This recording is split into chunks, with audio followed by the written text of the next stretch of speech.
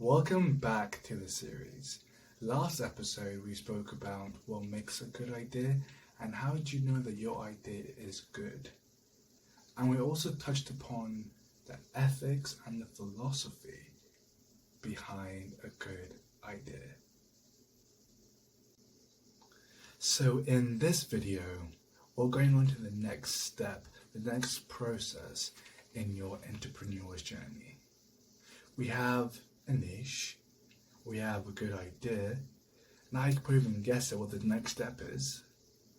Yes, we need a proof of concept. So in this video, we'll be discussing three things. What is a proof of concept? When to get a proof of concept? And how to get a proof of concept. So stay tuned, take notes.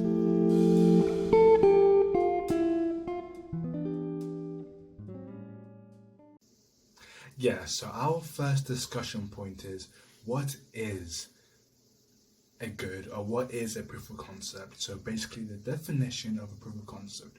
And it's very, very simple. Basically, it's determining whether your idea, your good idea, which we discussed in the previous episode, if it works in reality.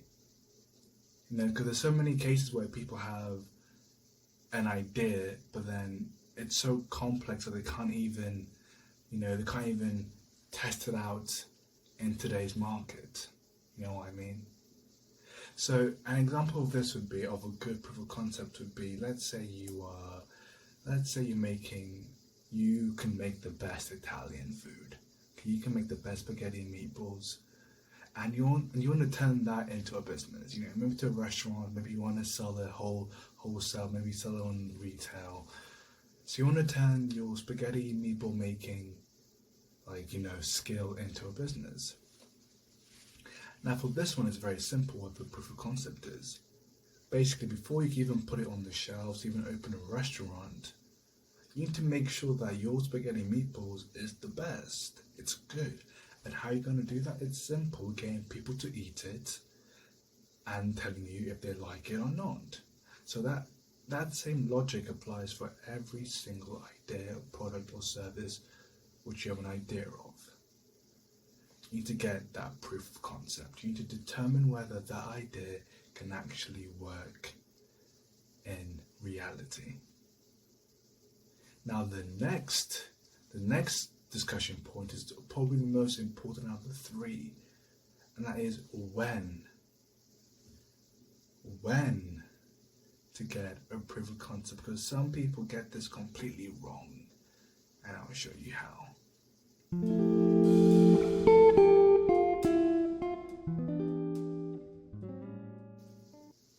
Yes, now the very important question, when to get a proof of concept, and I can't stress this enough.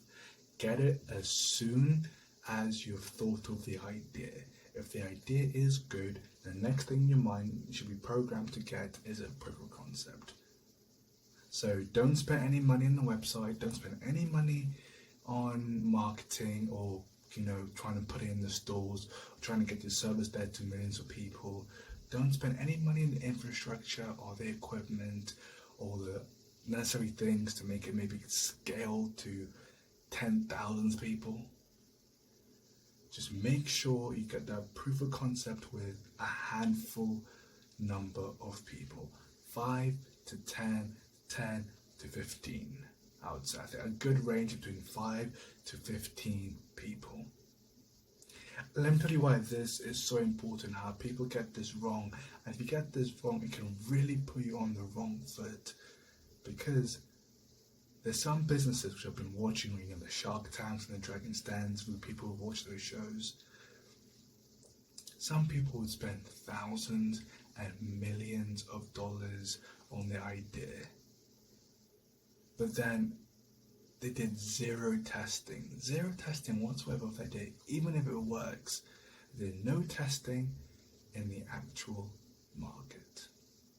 So now they go to Dragon's Den and they're pitching their idea, and they'll say, great concept. Are there any people buying it? Any people using your service or your product? And they say no.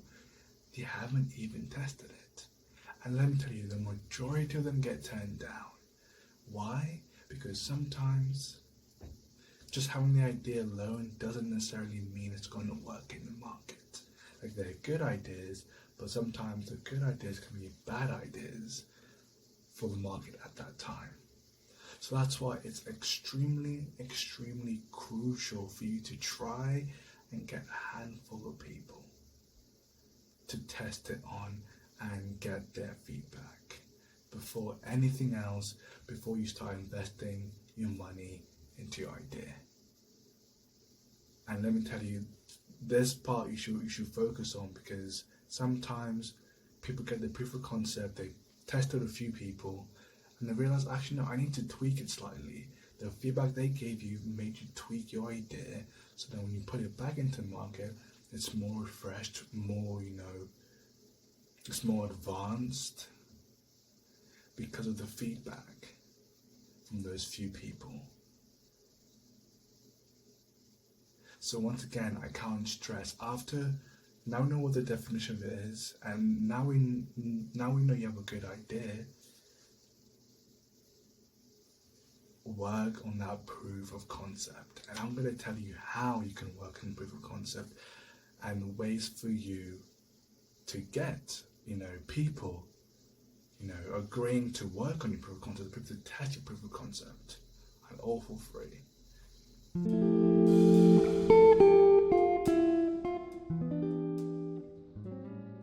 Now, how can one get that proof of concept which they're dying for, so they can see if their idea is viable for the market? And let me tell you, it's one simple answer: hustle. You have to hustle. I can't stress this enough. Some people think there's a simpler way of doing it. There's a simple formula, getting proof of concept, and trying to drive your business. It's not simple. If it was simple, everybody would be entrepreneurs, but not everybody's entrepreneurs. Because this part is tough. Because you have to put the graft in. You have to hustle. You need to go on the LinkedIn pages. Message your potential clients, the audience, the sort of person who you think would like your service or product. You'll need to go on the Facebook groups, go into the Twitter groups, WhatsApp groups,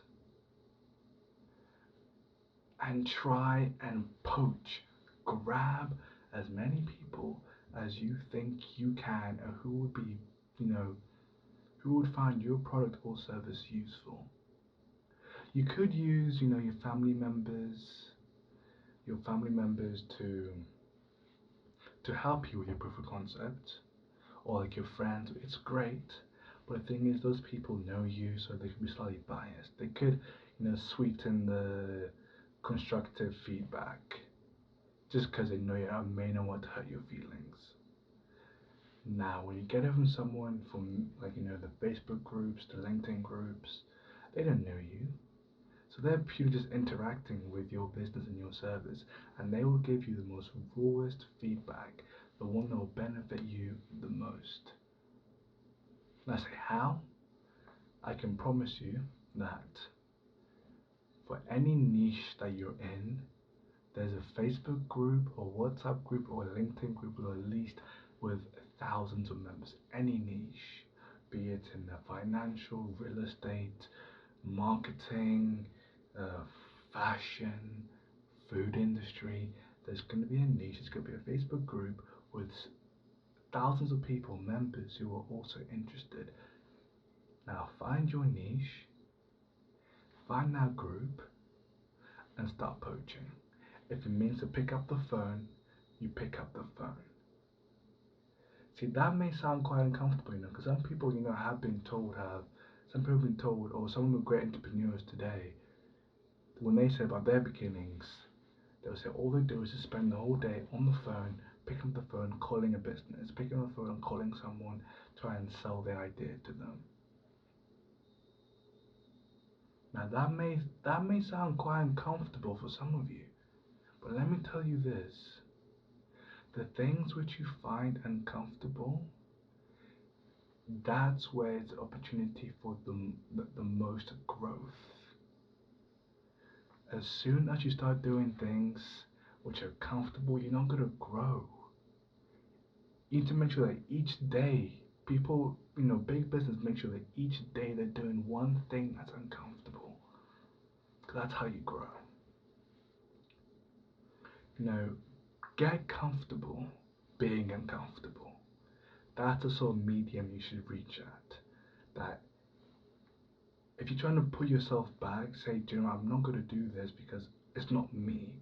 That should be the reason why you're going to do it.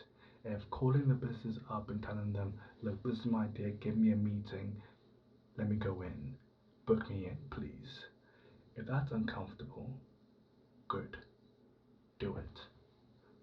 Is going on LinkedIn, trying to find and message these high corporate people, telling them about your idea and can you please test it? Does that sound comfortable to you? Good, then do it. Get comfortable being uncomfortable.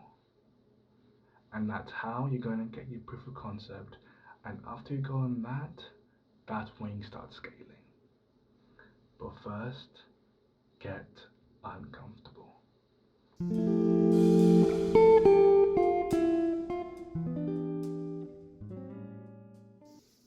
I did mention that I was going to tell you how I managed to get my own proof of concept. So I've got a business, a platform called Ajobintime, and we make it our goal to showcase the skills of African students to the world, uniting the two fronts together.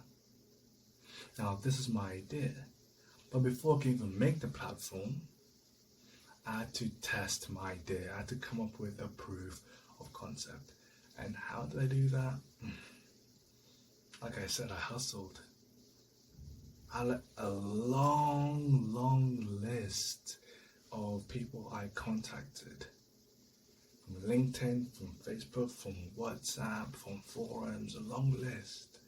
And what was I asking them? Simply as asking them, what task are you doing right now which you need to outsource to and quickly?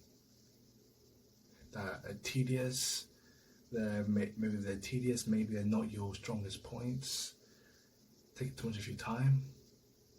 What are those tasks? And they gave me blog posts, they gave me video editing, they gave me website design, they gave me marketing. Now what did I do with that information? I made it my goal to find African students who specialize in each one of those things and provide that person who needs it, that student.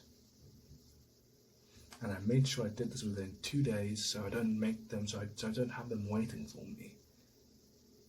Now, when I delivered the student to them, and the student did the job, and we both got paid for the service, that's when I knew the proof of concept worked. And it was a great moment because I knew that my idea is viable in the market today because look, I have this to prove it. Now with that I can then scale, because now with that confidence I can say, if I make a platform, I know there'll be people in this world who would, benefit from this platform. And that's what I did, and that's how Ajobintime, was born, the platform which you see today. So to conclude, we discussed about what is a proof of concept, the important when to get a proof of concept, and lastly, how to get a proof of concept. And I also touched upon my experiences and the tools that I use, and the struggle and the hustling mentality I had to put myself through to achieve that proof of concept. So stay tuned. Thank you for listening, because next week it's going to be a completely different stop and the next step in your entrepreneurship.